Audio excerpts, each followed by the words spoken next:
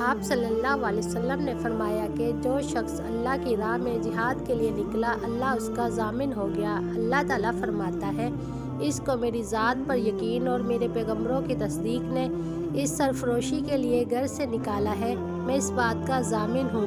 کہ یا تو اس کو واپس کر دوں ثواب اور مال غنیمت کے ساتھ، یا شہید ہونے کے بعد جنت میں داخل کر دوں۔ رسول صلی اللہ علیہ وسلم نے فرمایا، اور اگر میں اپنی امت پر اس کام کو دشوار نہ سمجھتا تو لشکر کا ساتھ نہ چھوڑتا، اور میری خواہش ہے کہ اللہ کی راہ میں مارا جاؤں، پھر زندہ کیا جاؤں، پھر مارا جاؤں، پھر زندہ کیا جاؤں، پھر مارا جاؤں۔